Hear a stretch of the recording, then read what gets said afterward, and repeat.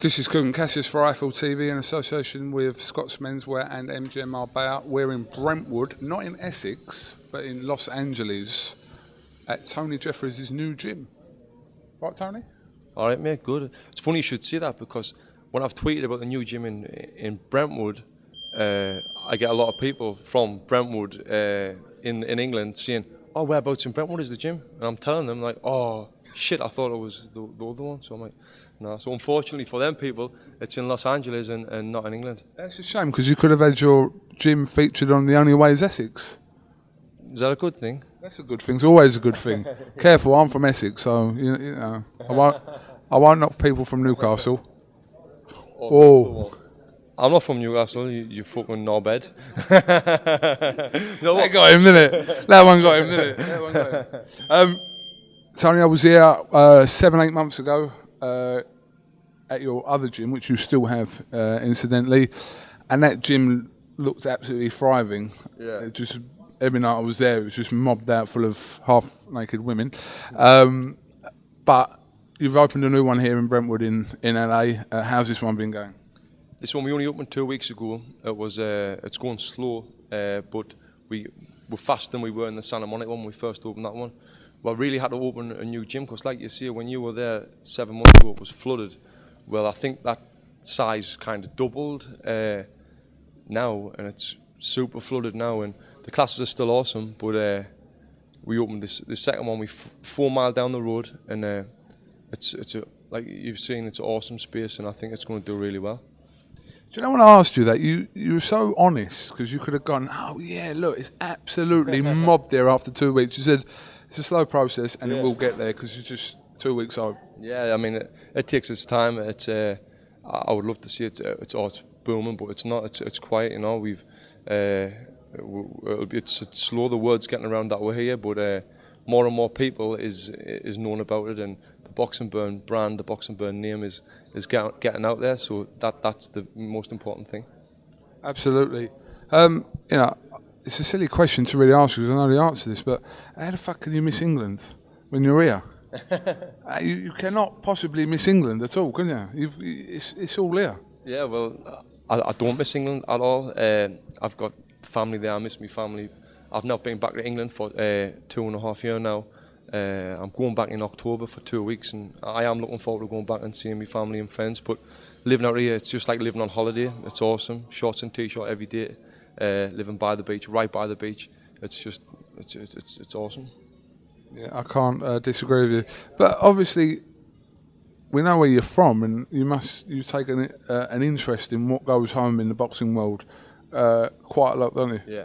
Oh yeah, I'm still online all the time looking, see what's happening in Britain. I know more about British boxing than I do about the American things. You know what's happening over here. Because I've got so many friends in boxing in England, in the UK who's still fighting. So I'm always keeping looking out and seeing what they're doing. Definitely. What do you make of the scene at the moment? Obviously, you know, we're here for Kell Brook. I know James spoke to you about Kell Brook against Sean Porter this Saturday, which is, we know, it's going to be a difficult fight. But I mean, there's talk of Froch to Gal, and you know, there's the possibility of Kell Brook and Amir Khan, I suppose, happening at one point. Frampton, Quigg. These are some big fights that could happen for British boxing. Yeah, it's awesome. I mean, British boxing, I think it's the best in the world, especially if you're from Britain and you're following it. It's real good. Like you see, the big fights are out there, and there's so much talent coming through. The last bunch of Olympians is coming through. There's the bunch of Olympians when I was still there. They're still there and thereabouts, you know, still starting to come to the peaks now, like James de Gill. Unfortunately, Frankie Gavin lost his last fight, but then we've got Luke Campbell coming through, Anthony Joshua, them lads, and there's a lot more. Callum Smith. The list goes on and on for the young talent that's coming through and exciting fights. It's awesome. I think it's the best since I can remember. It's the best place it's ever been. British boxing. It's interesting because from Beijing, like I said, those guys like Billy Joe and Frank Gavin unfortunately suffered his first defeat as a professional recently, but James de Gale, they're still on fringe levels of that of you know, between the the domestic and the world level. They sit somewhere between it. I mean, James DeGale's probably the closest. Yeah. He's mandatory for the IBF title. Billy Joe's #1 with the WBO. Obviously, Frankie Gavin's had a setback, but I'm sure it will come back. But it's interesting to see them. And like you said, now we've got the next Olympians, Joshua and Campbell and all these guys who are just, novices really. A few fights in, but, Yeah, they just keep pushing on and pushing each other. I know James DeGale and them boys are looking at the other bunch of Olympians and they want to progress on. And obviously, I know James. He's a good friend, and all he wants to do is win a world title. He really wants to win a world title, and I believe he will do it.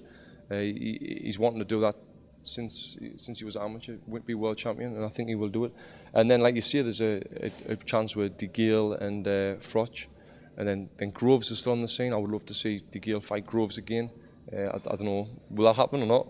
It's a possibility, I suppose, in that division. Any fight domestically, because say domestically, I mean on that sort of level, Groves, DeGale, and could face each other. Froch, I don't think Groves will fight Froch again, but DeGale, that's a possibility for Froch, and DeGale and Groves is a possibility as well. Yeah, but I've just remembered there the fight I'm looking forward to most in the British boxing now is Bellew and Cleverly.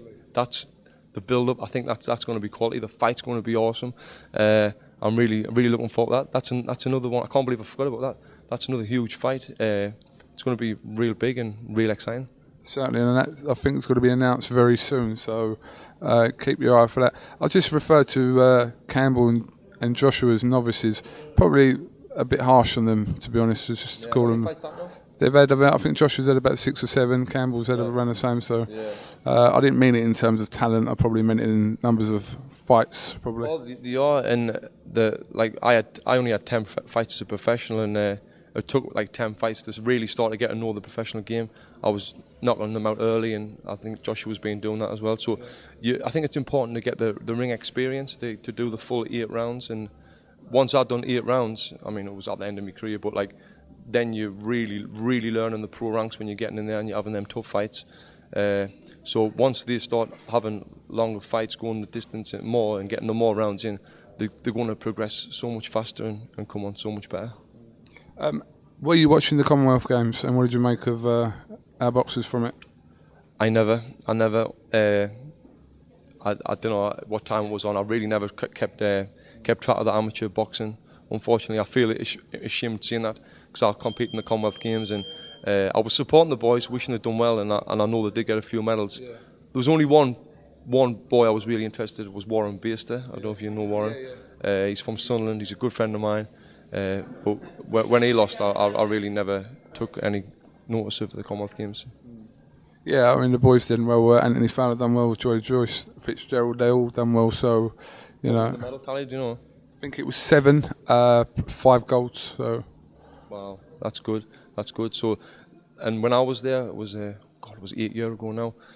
We had a lot of gold medals then. I never got one, but we had a lot of gold medals then, and. So it just shows you the amateur boxing scene is awesome. So all them boys, when they finally turn professional, it's just progressing stronger and stronger. And I really think that's why there's such a buzz around it now, because of the amateur boxing program that's in place. Is bringing these good fighters through, giving them experience, and having exciting fights with these guys.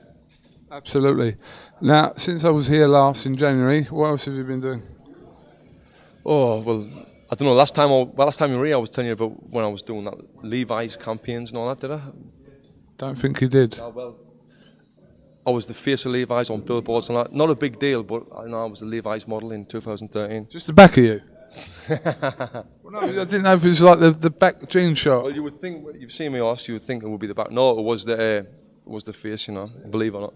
And I did a TV show called The Blacklist. But since then, I've just had a baby and opened the gym, but apart from that, nothing really exciting's been happening. Wasn't that old Levi's advert where the geezer walked into the laundrette, had to take his Levi's off? Was that was the Levi's advert? That was one. Did you have to do that? I wish I'd done that. I haven't got the body for that. You need to have a great body. No, all I'd done was just looked odd,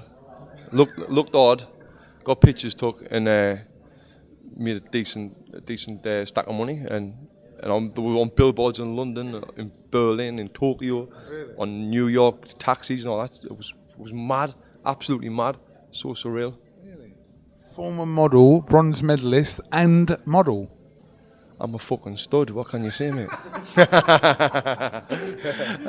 Do you know Kurt Goodings? Oh yeah, I know Kirk. I seen. It was funny. You see that? I seen an interview with you and him the other day. I know Kirk well. I was there when he came in the gym. He was in the same amateur gym as me when he was 10 years old. Yeah, he's a good kid and tough guy. Yeah, no, I interviewed him the other day, but I kept referring him to him as Kurt Goddings, and I think he'd seen a few interviews and he got a bit not upset, but a little bit whatever with it. But he's a sharp dresser anyway, so. Yeah, I've seen that. I don't know where he got that from. No, he never. Eccentric. Yeah, it's good. It stands out, and he's got a tough fight coming up next with the Scott Cardell, a friend of mine as well. Yeah, it's going to be a tough fight for him. Absolutely. All right, well, listen, just a little catch up here, really, while we're in town. We haven't really been doing a lot of work while we've been here. Yeah. James has been shopping. Not what he's wearing. No, I was going to say like you need a. Not what he's wearing now. It's all in the boot of the car, by the way. So. Yeah. Well, if you need any advice on where to go and where to shop, ask me. We certainly will. Certainly will. All right. Well, listen. The boys, all right, Stephen and all that. Yeah, the boys are great. Stephen, Glenn, they're all down. Glenn, of course. Yeah, they're down the Santa Monica gym now. Be working their arse off, making loads of money, training these girls. I mean, what more can you like? The English boys coming into Los Angeles, they're doing well. Absolutely. If we can pop into that gym this week, we will. Like whether you're there or not, we'll try and pop over there and see them anyway. Please do. They'll be happy to see you. Get down there. Definitely. All right. Well, listen, Tony Jeffries. All right, mate. Thanks for talking to IFL TV, and best of luck with this gym, that gym, any other fucking gym you want to open as well. Best of luck with that as well. But I'm sure we'll be back out here anyway. Yeah. Don't really need a reason to come out here, just like, you know. Just come out, just get out here, you'll find work to do, you'll find something to do. Definitely. And I think I owe you a couple of favours without going into it as well. Yeah, you owe us a couple of favours, yeah. Let's go into it anyway. So. No. This is Kugan Cassius. I was going to say, this man did do me a couple of favours the last time I come here, but we don't need to go into it. So, I do owe him. If you're ever in Brentwood, my way, I'll sort you out. All right, mate. All right? No worries. Kugan Cassius, IFL TV, Tony Jeffries, here in Brentwood, LA. Thank you very much.